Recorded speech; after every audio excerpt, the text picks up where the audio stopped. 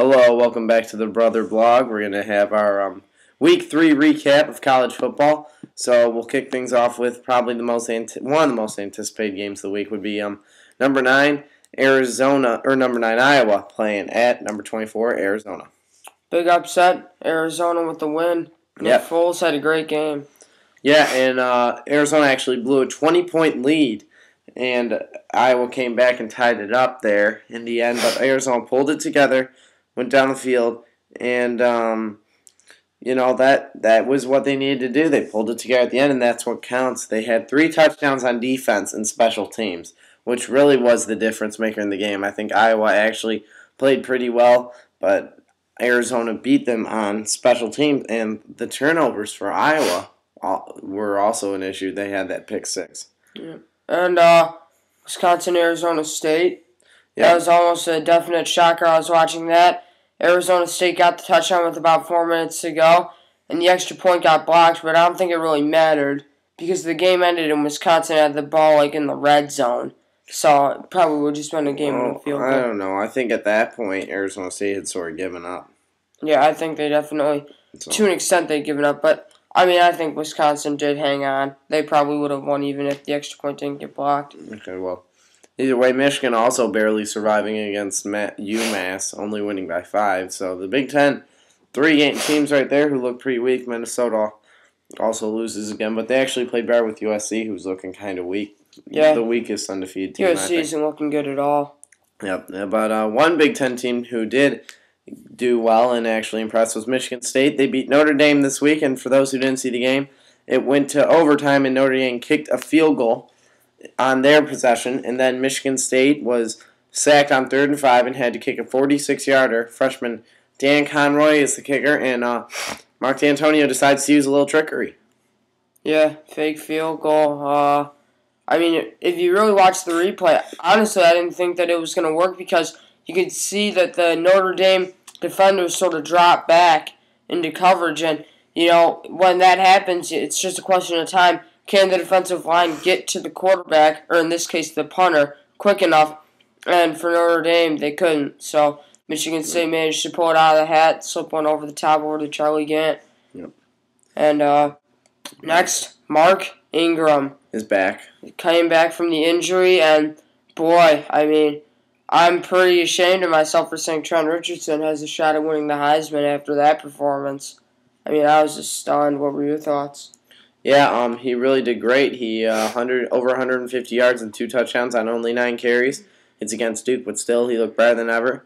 And probably a little bit upset with all those haters out there, and just wanted to show him, hey, I'm still here. I'm still the defending Heisman champ. Don't count me out. Next team, Oregon. Yep, Oregon is looking pretty good. They're averaging 63 points a game. And they're not missing Jeremiah Masoli at all, who's down there at winless Ole Miss, who is in panic mode.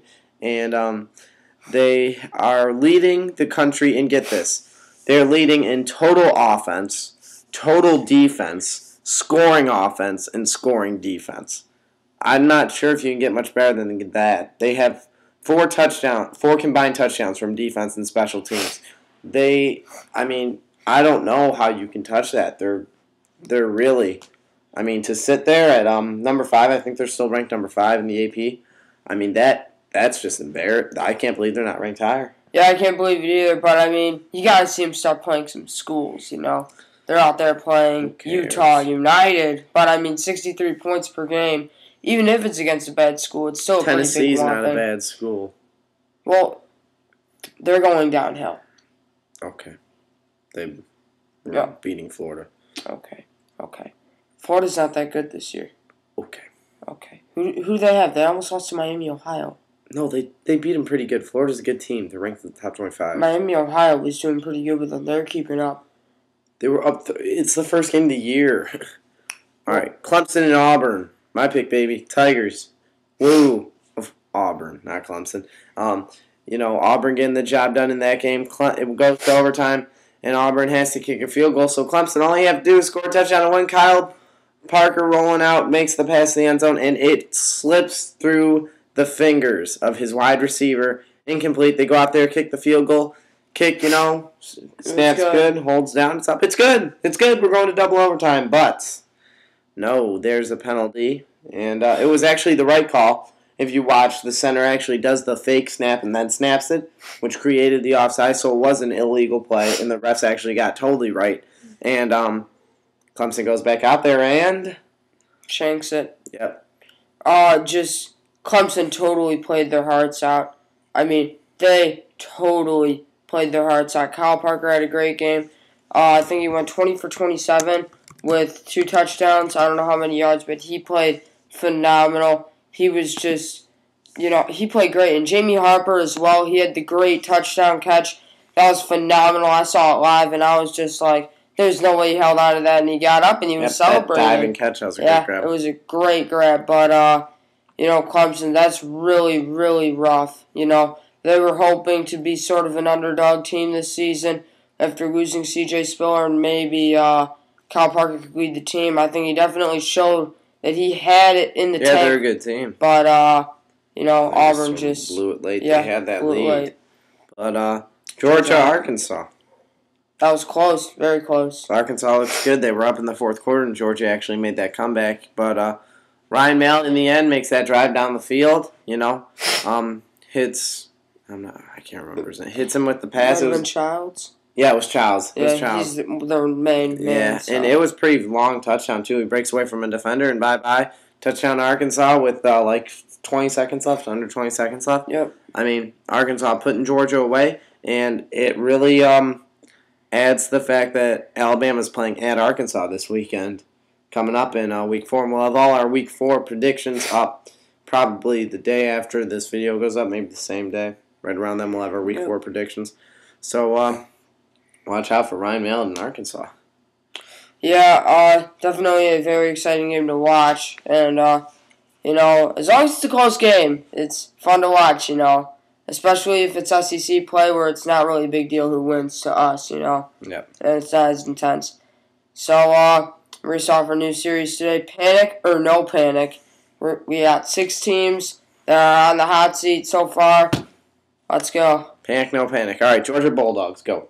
I say no panic. I think that in their 2 losses, they played 2 ranked teams, 2 very good teams, and I think Georgia still has a good potential season up ahead. All right, I say Georgia, no panic. I'm going to say that they played with those games, the 2 games. They're 1-2. They played with South Carolina. They played with Arkansas last game, 2 very good teams. No panic yet. They're going to need pulled together, though, because they're coming into a tough SEC. It's not going to get any easier. Yep. Virginia Tech Hokies, panic, no panic. I say panic. I think that they definitely didn't represent against James Madison or Boise State. And Ryan Williams, I'm pretty sure he's hurt, and Darren Evans just hasn't been the same. Ryan Williams is hurt. Darren Evans, he's a great athlete, but he just hasn't been the same, after his injury. Okay, I'm also going to say panic. They were actually losing to East Carolina at halftime. I mean, Virginia Tech, what in the world is going on? What a disappointment. Yeah, and 27 points against to East Carolina. That's They're bad. Struggling. Panic, no panic, Washington Huskies. I'm going to say panic. I think that their 2 losses were to BYU and Nebraska. Yep. Correct? Nebraska gave them a nice manhandling, and I'm not going to be ripping on them about that, but I think that BYU game, especially after the loss to Air Force that BYU had, it makes Washington look pretty bad. I think that Jake Locker's their only good player. I say definite panic. I think it's an absolute panic. I think the team's bad around Jake Locker, and on top of that, Jake Locker's not playing that well, folks. I got news for you. He's not playing that good. Hasn't had the stats. He hasn't brought it together. He hasn't won a big game. The Washington fans or Jake Locker fans out there are probably going to get on me, but I hate to break it to you, he hasn't done that much. He's a good quarterback, but he has not had a good first 3 games, and he's going to need to get together because his draft status is going to start dropping pretty soon, I think. Yeah, it is. Notre Dame Fighting Irish, 1-2.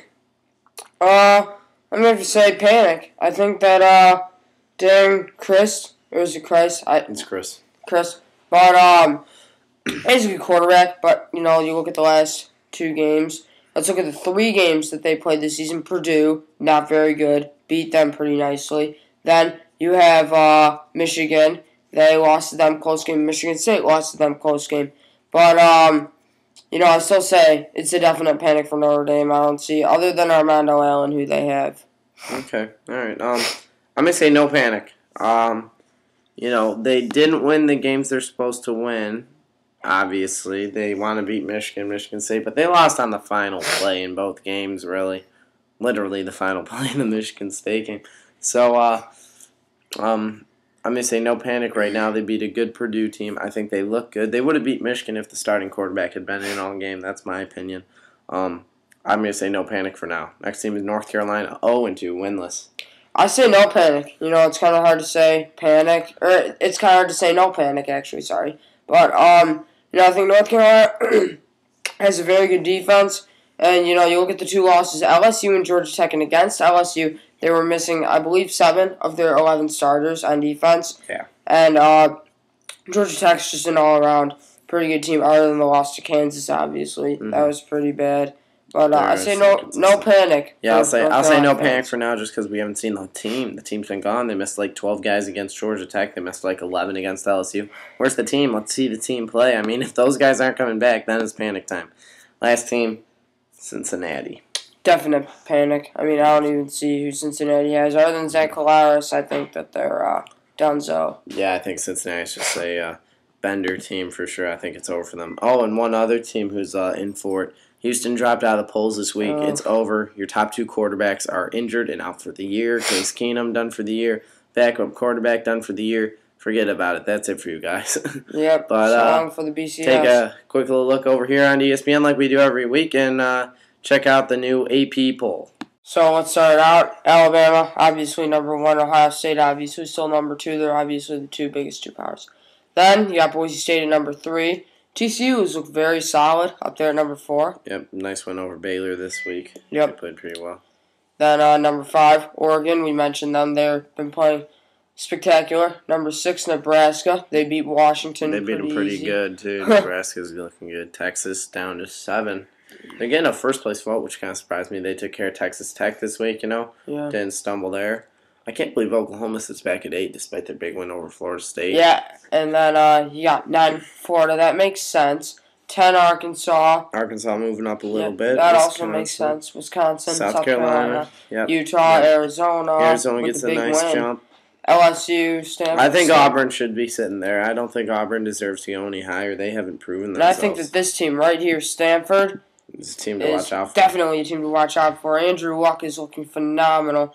Then you got Iowa down there at 18 after the loss. Miami. I wouldn't overlook Miami either. Yeah, I wouldn't overlook them just yet either. Then USC hasn't been playing too solid. Michigan falls a spot after their almost upset scare. Yeah, the only team dropping out is Houston this week, which is kind of nice. Yep, and the new team down there, 25. Michigan State, the new ones, my Sparties. There we go. 3-0. Take a look at some others receiving votes. You got Oregon State hasn't looked that awesome either. I mean, they barely beat Louisville. Yeah, I would be where I think they're gonna play Boise and just get pounded. Nevada getting some love after their big win over California as well. I love Nevada. Air Force coming up, Pittsburgh, Florida State. Pretty good. I like what I think Oregon should maybe be a little bit higher. I guess maybe Stanford too. But I guess that's about it. Right? Yep. Thanks for watching. Check out our channel. Give us a thumbs up, thumbs down. Leave some comments, and stay tuned for our Week 4 predictions and future videos.